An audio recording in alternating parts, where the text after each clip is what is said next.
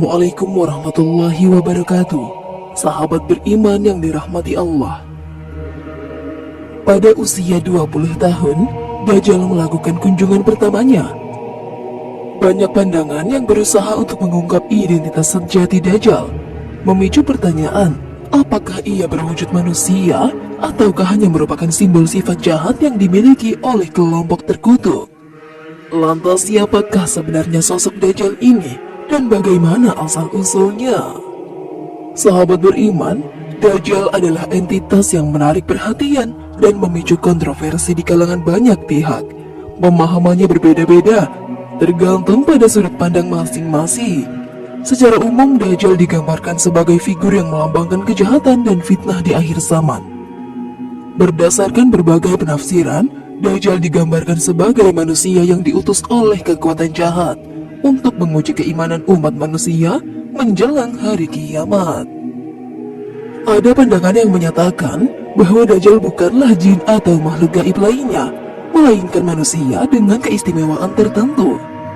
Konon, Dajjal diberikan penangguhan ajalnya, mirip dengan iblis yang diizinkan hidup hingga hari kiamat. Pendapat lain menyebutkan bahwa Dajjal bukanlah individu tunggal, melainkan representasi dari kejahatan yang ada di dunia, simbol yang melambangkan godaan dan fitnah yang terus menghampiri umat manusia. Bagi sebagian orang, Dajjal adalah metafora dan sifat buruk yang menghuni hati manusia, seperti keserakahan, kebohongan, dan keangkuhan. Asal-usul Dajjal menjadi subjek diskusi yang menarik. Menurut beberapa tradisi dan keyakinan, Dajjal memiliki hubungan dengan wilayah Turki dan Mesir. Dikisahkan bahwa orang tua Dajjal berasal dari sebuah desa kecil bernama Roklah. Mereka adalah saudara kandung seibu dan sebapak. Meskipun hubungan mereka terikat secara erat oleh darah keluarga, nasib membawa mereka pada jalan yang berbeda. Mereka memilih menjalin hubungan pernikahan tanpa ikatan yang resmi, sebuah keputusan yang tidak disambut baik oleh penduduk desa. Ketika rahasia pernikahan mereka terungkap, desa menolak keberadaan mereka, memaksa pasangan ini keluar dari lingkungan yang pernah mereka sebut sebagai rumah. Mereka kemudian menemukan tempat baru di sebuah desa terpencil yang terkenal sebagai Samiri. Di sana, ayah Dajjal bekerja sebagai penjaga dan petugas kebersihan kandang ternak, sekaligus sebagai pembelah kayu. Mereka memulai kehidupan baru di lingkungan yang jauh dari kemewahan desa sebelumnya. Namun seperti manusia pada umumnya, mereka sepenuhnya puas dengan kehidupan yang sepi itu. Keinginan untuk memiliki keturunan mulai mengisi hati mereka. Meskipun telah berusaha keras dengan segala cara, sang istri belum juga dikaruniai kehamilan. Setelah berbagai upaya yang sia-sia, mereka akhirnya menyerahkan dan memutuskan untuk mencari petunjuk dari Yang Maha Kuasa. Suatu malam, sebuah mimpi mengubah arah hidup mereka. Di dalam mimpi itu, sang istri bertemu dengan seorang pendeta dari kaumnya, yang ternyata merupakan wujud dari iblis. Dalam mimpi tersebut, pendeta itu menginstruksikan sang istri untuk mencari pertolongan dari sebuah kuil yang terletak di ujung kampung. Begitu terbangun dari tidurnya, sang istri segera menceritakan mimpinya kepada suaminya. Mereka memutuskan untuk mengikuti petunjuk yang diterima dalam mimpi tersebut dan mulai mencari kuil yang disebutkan itu. Setelah berjalan hingga ke ujung kampung, mereka menemukan sebuah kuil kecil yang sesuai dengan deskripsi di dalam mimpi. Di dalam mimpi tersebut terdapat sebuah patung anak lembu yang diyakini memiliki kekuatan gaib. Dengan hati penuh harap, mereka membersihkan kuil itu dan melakukan ritual pemujaan kepada patung anak lembu tersebut dan memohon agar diberikan keturunan.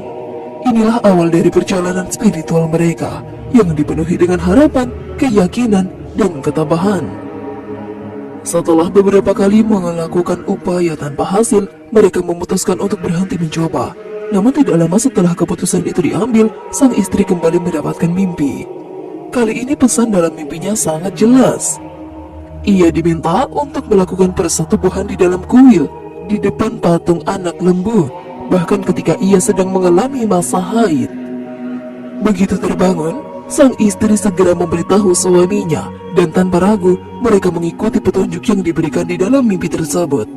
Tidak disangka, tak lama kemudian, sang istri hamil. Namun kehamilannya tidak biasa, ia mengandung selama 13 bulan yang begitu panjang. Selama masa kehamilan yang penuh dengan kesulitan itu, tragedi menimpa keluarga mereka. Sang ayah meninggal dunia, meninggalkan sang istri dalam kesendirian. Ketika pemilik ladang mengetahui keadaan mereka, ia mengusir ibu yang sedang hamil itu karena takut akan kemarahan penduduk desa yang percaya bahwa mereka adalah penyebab bencana yang melanda desa tersebut. Terlunta-lunta, sang ibu akhirnya kembali ke kuil kecil yang melahirkan anaknya sesuai dengan keyakinannya. Namun proses kelahiran tersebut tidak berjalan lancar. Sang ibu meninggal dunia saat melahirkan, meninggalkan anak yang lahir dalam kondisi yang tidak biasa. Bayi itu cacat fisik, kulitnya bersisik seperti ular, kepalanya besar, buta pada mata kirinya, sementara mata kanannya menonjol, menciptakan cacat yang sangat mencolok. Dan di dahinya tertulis kalimat kafir yang bisa dibaca oleh setiap muslim. Menurut beberapa hadis yang telah diriwayatkan, tanda-tanda kelahiran Dajjal menimbulkan ketakutan dan kecurigaan di kalangan penduduk desa. Mereka meyakini bahwa bayi tersebut adalah awal dari kehadiran Dajjal. Penduduk desa menyalahkan pasangan itu atas kemarau panjang yang terjadi sejak sang istri hamil. Inilah sebabnya mereka terus dikejar-kejar dan dicari oleh warga desa. Dajjal, menurut cerita yang berkembang, dilahirkan sekitar 100 tahun sebelum Nabi Musa. Berdasarkan berbagai riwayat yang diterima dalam tradisi keagamaan, keberadaan Dajjal dan peristiwa di sekitar kelahirannya menjadi awal dari masa-masa gelap dan kekacauan yang diyakini akan datang. Beberapa tahun kemudian, tempat persembunyian Dajjal akhirnya terungkap. Ketika penduduk desa menemukan lokasinya, mereka bersatu untuk membakar kuil tempat Dajjal bersembunyi.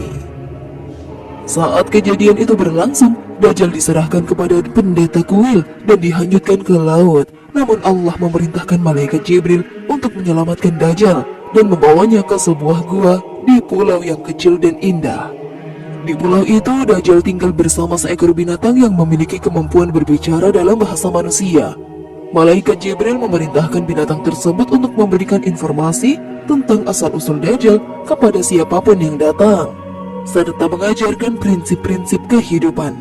Binatang itu merawat Dajjal dengan sepenuh hati, sementara Jibril sesekali datang untuk memberikan nasihat dan teguran. Ketika Dajjal beranjak dewasa dan keluar dari gua itu, ia bertemu kembali dengan binatang yang telah merawatnya selama ini.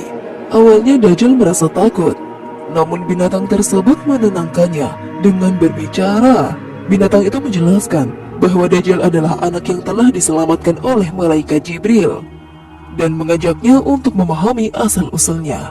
Binatang tersebut berkata bahwa jika Dajjal mengikuti jalan yang ditunjukkan oleh Jibril dan para nabi, ia akan menjadi individu mulia dan pemimpin besar di dunia. Namun jika Dajjal memilih untuk mengikuti jalan iblis, ia akan menjadi pendurhaka yang mendapatkan kutukan dan makhluk di seluruh bumi. Binatang tersebut menjelaskan bahwa Dajjal memiliki potensi besar untuk menyebabkan kerusakan dan kejahatan yang tidak tertandingi. Namun Dajjal kecil meragukan kebenaran perkataan binatang itu dan meminta bukti untuk dapat menguatkan peran yang dijelaskan. Untuk membuktikannya, binatang itu membawa Dajjal ke sebuah tempat di pulau dan menunjukkan lempengan-lempengan yang telah ditulis oleh tangan malaikat Jibril.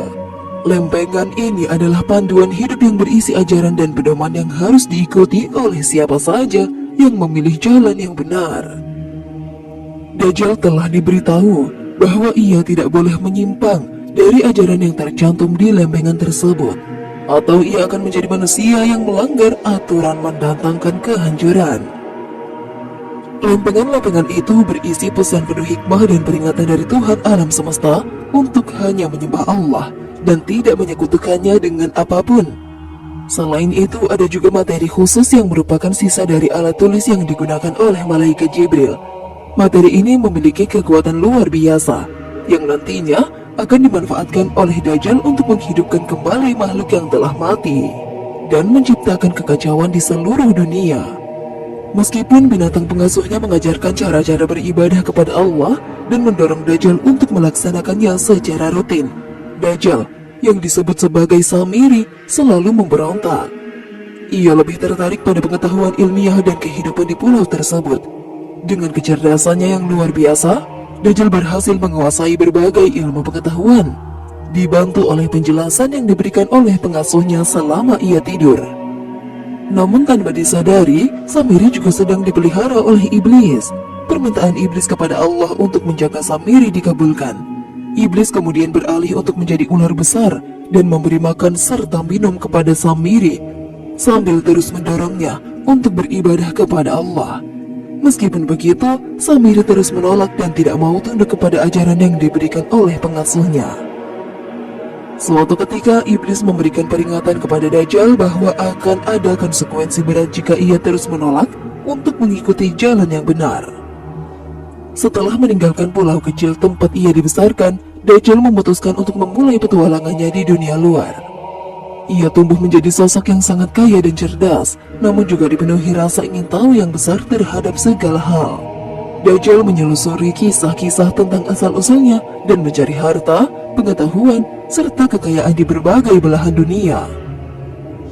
Meski berkembang menjadi sosok yang semakin mengagumkan, Dajjal tetap mempertahankan penampilan yang sama seperti saat ia pertama kali meninggalkan pulau.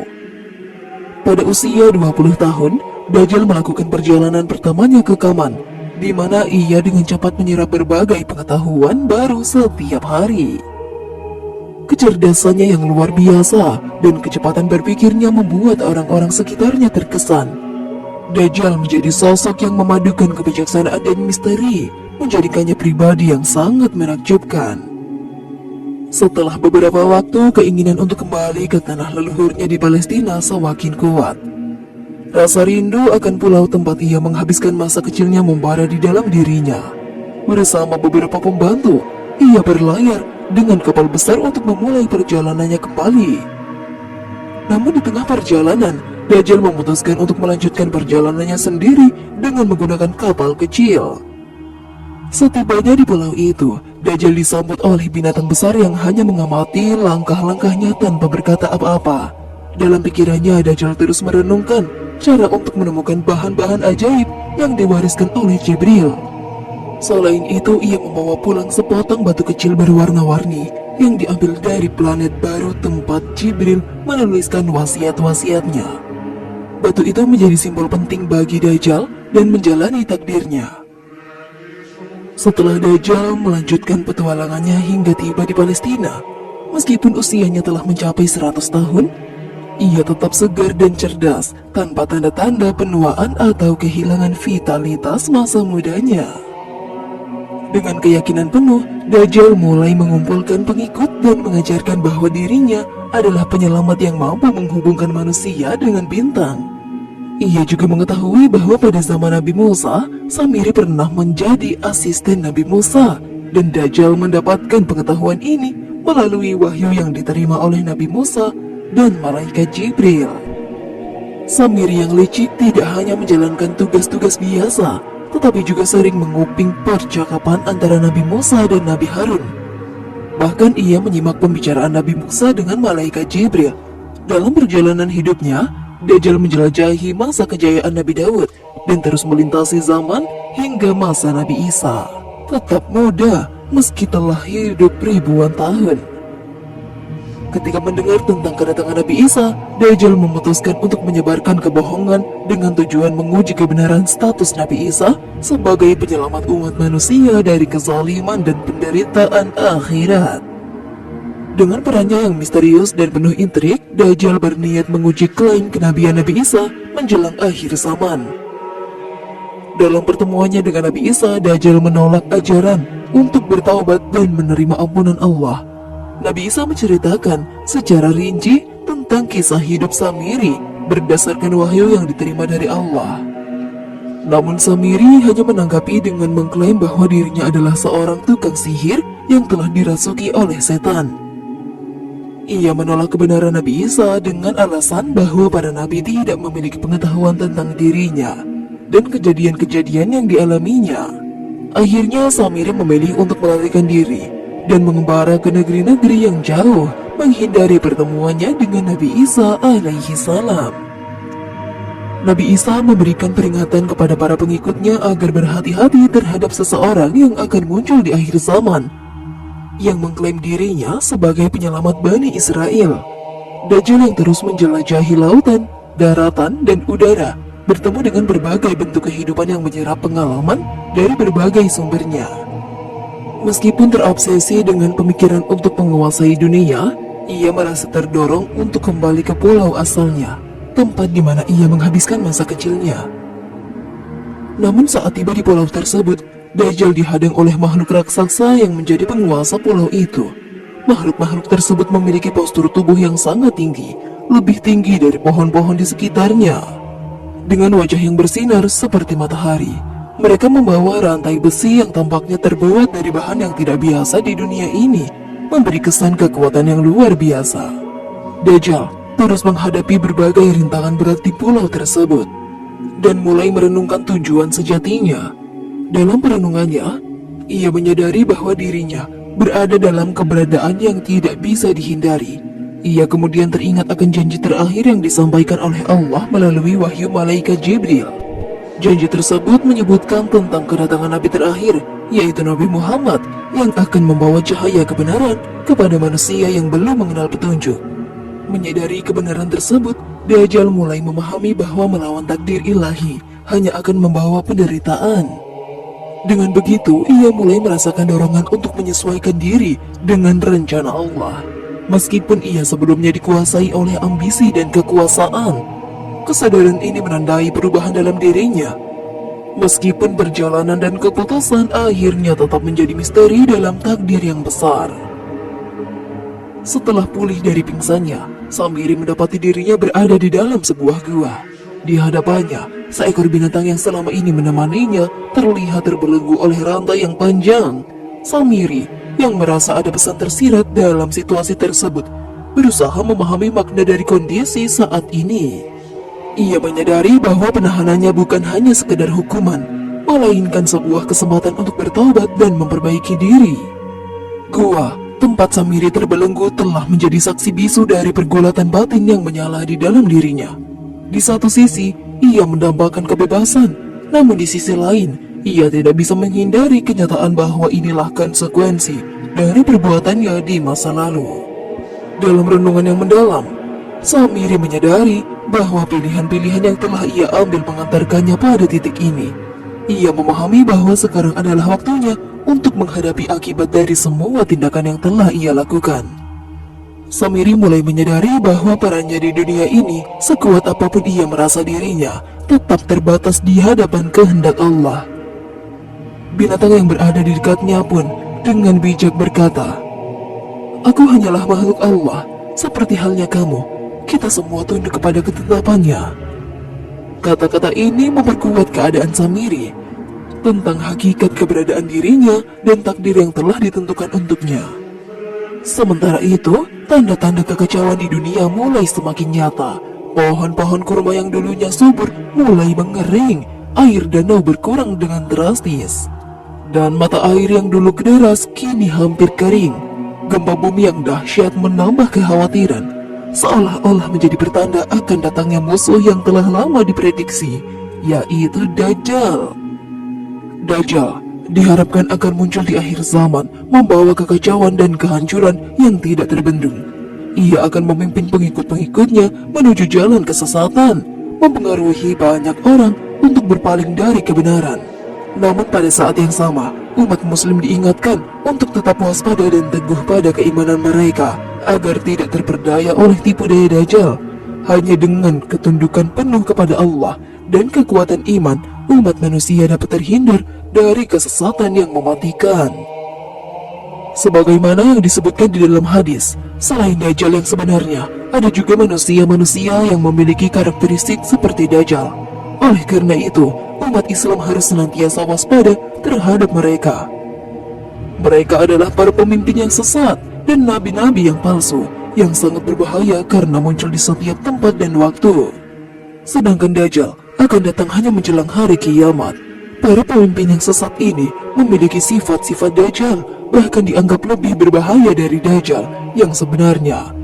Namun baik Dajjal maupun para pemimpin sesat adalah fitnah yang harus diwaspadai oleh setiap muslim. Sepanjang sejarah, selalu ada pemimpin-pemimpin yang menjadi musuh para nabi dan dai yang mengajarkan kebenaran. Mereka muncul dan berasal dari golongan yang sesat, dan setelah wafatnya Rasulullah, muncul pemimpin-pemimpin dunia yang membantai dan menghancurkan negeri-negeri muslim. Selain itu, ada juga pemimpin dunia lainnya yang menimbulkan fitnah, menyebarkan kesesatan, dan membuat kerusakan di muka bumi. Fitnah Dajjal, baik yang sebenarnya maupun yang diwakili oleh para pemimpin yang memiliki sifat seperti Dajjal, adalah bahaya dahsyat, bahaya yang besar yang harus dihadapi oleh umat Islam. Fitnah ini berusaha menjadikan umat Islam sesat dan kafir. Dampak fitnah Dajjal sangatlah luas, termasuk dalam memutarbalikan fakta, hingga yang benar tampak salah dan yang tampak salah adalah benar. Yang haram dianggap yang halal dan yang halal dianggap yang haram. Mereka yang sudah sesat akan menjadi lebih sesat lagi dalam kesesatannya. Dajjal juga didukung oleh lembaga-lembaga internasional dan negara-negara adidaya. Fitnah yang paling berbahaya dari Dajjal adalah perkataan yang keluar dari mulutnya, yang didukung oleh media massa dan disebarkan ke seluruh dunia. Fitnah ini bahkan masuk ke rumah-rumah keluarga muslim dan menyesatkan mereka. Dajjal, baik yang berbentuk manusia sesat maupun yang asli, mengabarkan kebenaran. Mereka memperkenalkan nilai-nilai sekuler sebagai sesuatu yang dianggap baik, adil, dan paling cocok untuk kehidupan di era modern. Nilai-nilai agama dijauhkan dan reduksi dari kehidupan sosial dan kenegaraan. Bid'ah dianggap sebagai sunnah, sementara sunnah dianggap sebagai bid'ah. Umat Islam sering dicap sebagai fundamentalis, ekstremis, dan teroris, sedangkan non-muslim dianggap sebagai humanis, baik hati, dan demokratis. Ciri-ciri Dajjal menurut sabda Rasulullah antara lain adalah rambutnya keriting dan satu matanya buta. Rasulullah bersabda, "Siapa di antara kamu yang melihatnya, maka bacakanlah pembukaan surah Al-Kahfi untuknya." Dajjal akan keluar dari celah antara kota Syam dan Irak, lalu menimbulkan kerusakan di sebelah kanan dan kiri. Dalam riwayat tersebut juga terdapat peringatan, "Wahai hamba Allah, tetaplah bersabar." Ini adalah riwayat yang diambil dari Muslim, Abu Dawud, dan Ibnu Majah. Kekuatan yang dimiliki oleh Dajjal menjelang hari kiamat sangatlah dahsyat. Ia dapat mendatangkan air saat api berkobar di mana-mana, dan sebaliknya, mendatangkan api di saat keadaan dingin. Ia juga mampu menghidupkan orang yang sudah meninggal, namun semua itu hanyalah fitnah semata yang ditunjukkan kepada para pengikutnya. Namun Dajjal sendiri berasal dari kata yang mencerminkan sifat kelebihan, yang berarti banyaknya kebohongan yang ada dalam dirinya. Diceritakan bahwa pada suatu hari di musim kemarau panjang, Dajjal akan bertanya kepada muslim di sekitarnya, "Apakah kamu menginginkan api atau air?" Jika mereka menjawab air, maka Dajjal akan memberikan api. Namun sebaliknya, jika mereka menjawab api, maka Dajjal akan memberikan air. Jika ada yang tetap memilih api dan berpegang teguh pada jalan Allah, maka orang tersebut akan dibunuh oleh Dajjal. Inilah gambaran kekejaman sosok Dajjal yang akan muncul menjelang hari kiamat. Untuk menghadapi fitnah Dajjal, umat Islam harus berjuang. Para ulama perlu menjelaskan kepada umat mengenai perbedaan antara yang hak dan yang batil, agar mereka tidak bingung dan terjebak dalam kesesatan. Dalam hadis yang diriwayatkan oleh Ahmad, dijelaskan bahwa seluruh bentuk fitnah harus dilawan oleh umat Islam, termasuk fitnah kemusyrikan, pelecehan terhadap kehormatan Nabi, pembunuhan, dan fitnah lainnya. Semua ini harus dilawan dengan kekuatan yang dimiliki umat Islam, agar Islam tetap menjadi ajaran yang dimuliakan di muka bumi. Salah satu cara praktis yang dilakukan oleh umat Islam adalah dengan senantiasa membaca Al-Quran dan menghafalkannya, khususnya pada surah Al-Kahfi. Rasulullah pernah bersabda, "Siapa yang hafal 10 ayat pertama dari surah Al-Kahfi, maka ia selamat dari Dajjal." Hadis riwayat Muslim. Dan ada pula doa agar terhindar dari fitnah Dajjal dapat dibaca setelah tahiyat akhir dalam sholat. Dan ini bisa diamalkan untuk meminta perlindungan dari Allah Subhanahu wa Ta'ala agar dijauhkan dari fitnah Dajjal pada akhir zaman. Dalam keterangan hadis dari Aisyah, istri Nabi Muhammad SAW, disebutkan bahwa Rasulullah selalu membaca, Allahumma inni a'udzubika min adzabi jahannam wa adzabil qabri wa fitnati al-mahya wal mamat wa min syarri fitnati ad-dajjal. Yang artinya, wahai Allah, sesungguhnya aku berlindung kepadamu dari azab jahanam, azab kubur, dan fitnah kehidupan dan kematian, serta dari keburukan fitnah Dajjal.